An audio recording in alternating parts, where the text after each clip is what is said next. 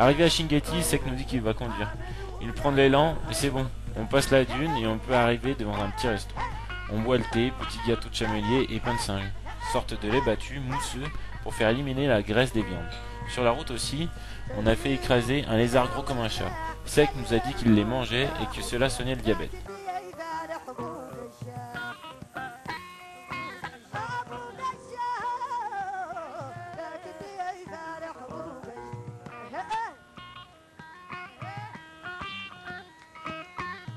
L'auberge de la Vallée Blanche tenue par Cheikhani, un ami de Sek qui a aussi notre âge, est à l'autre bout de la ville. Mais pas de goudron, toutes les rues sont ensablées. Sek veut tenter avec le camion, il pense pouvoir y arriver. Nous rejoignons l'auberge accompagnés de Aïcha.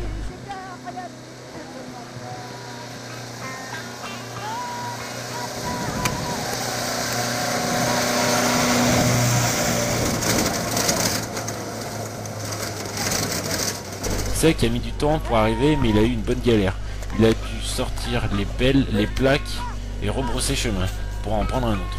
Il fait tellement chaud que l'on ne peut même pas bouger et on cherche un peu d'ombre contre les murs. Souvent visitée et décrite par Théodore Monod, Shingeti est la 7e ville sainte de l'islam. Elle est séparée en deux par un oued, aujourd'hui asséché. D'un côté, la vieille ville avec la mosquée du XIIIe siècle, de l'autre, la ville nouvelle. Shingeti, avec la mosquée là-bas, le minaret. Sous un soleil de plomb. 45 degrés à l'ombre. Nous rencontrons la directrice d'un jardin d'enfants et nous programmons une distribution pour le lendemain matin. Nous profitons alors de notre temps pour visiter cette ancienne ville mystérieuse et découvrons une des plus anciennes bibliothèques de Mauritanie. POC, il y en avait 30 comme celle-ci. Sek nous propose alors de marcher le long du oued, asséché, et de gravir une dune afin de vivre le coucher du soleil. Dans ces dunes, il y a des arbres bizarres, un bois très clair, quelques grandes feuilles ovales et des sortes de fruits comme des poivrons. Le policier que nous avions transporté à Tar nous avait dit que c'était un arbre de malheur, et que rien ne pouvait pousser après lui. Sek nous dit lui que les fruits contiennent un lait qui peut rendre aveugle. La soirée se fait sur une dune après avoir marché 1 kilomètre à peu près. Sek et Cheikhani nous racontent des histoires, des traditions. Le matin, vers 7h15, nous sommes réveillés par le chamelier.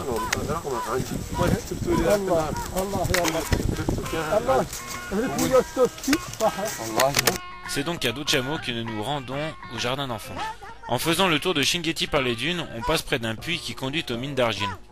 Il y a, paraît-il, des dizaines de galeries sous la ville de plusieurs kilomètres. Au jardin d'enfants, on distribue vêtements, jeux éducatifs et jouets.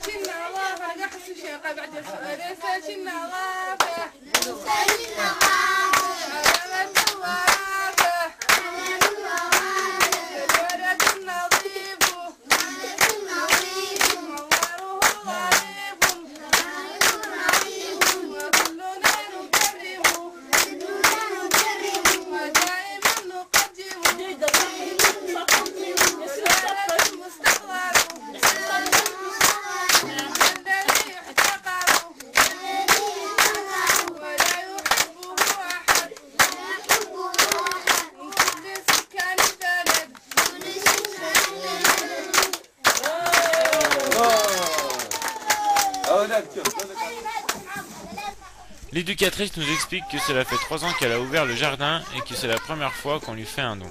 Elle est très heureuse et les enfants aussi. Nous nous rendons bien compte d'une chose, ici, dans la DRAR, il y a de vrais besoins. Nos dons servent vraiment à quelque chose et seront bien utilisés. Nous apprécions encore la présence de Sek qui organise la distribution dans le CAM, lui qui déjà nous simplifiait la communication dans bien des situations.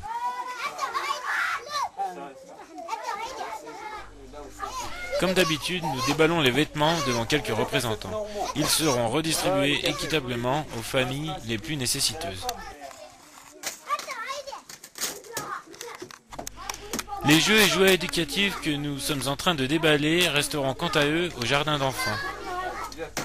Chacun des enfants pourra donc les utiliser librement.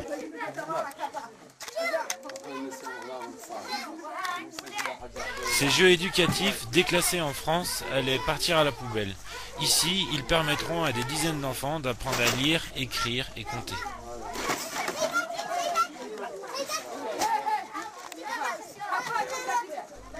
Bien que le pays soit pauvre en instruments, la musique fait partie intégrante de la culture mauritanienne. La manière choisie par les enfants pour nous remercier est donc une chanson traditionnelle.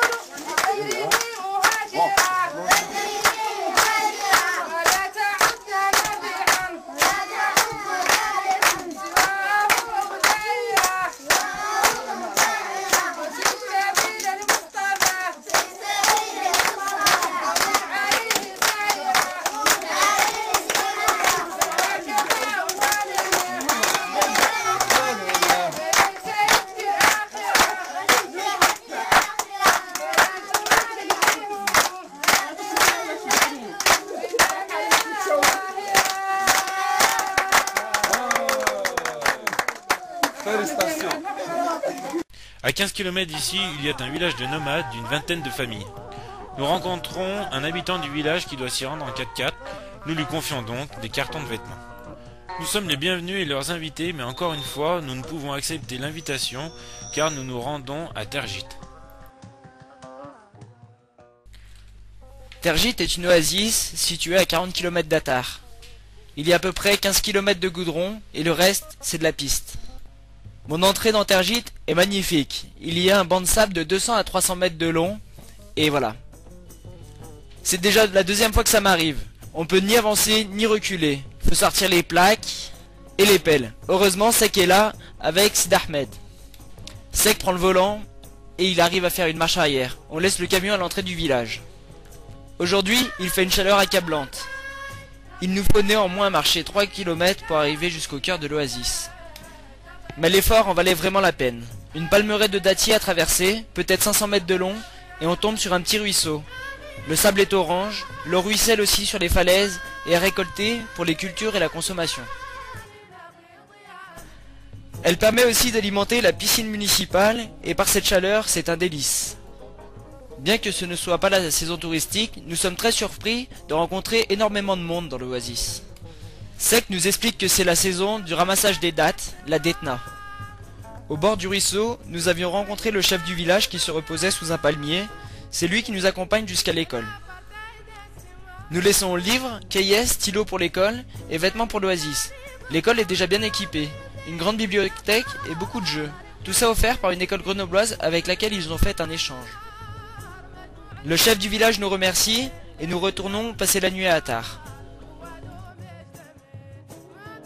Le lendemain matin, nous déposons encore quelques cartons de vêtements dans la maison des bénévoles d'Attar. Elle est tenue par une Française, présidente de l'association Les Enfants du Désert. Cette association nourrit, héberge et soigne les enfants de la rue. Il est maintenant temps pour nous de trouver un taxi bros pour nous rendre à Choum, la piste n'étant pas praticable avec le camion. Notre ami le petit Aleb est même là pour nous dire au revoir.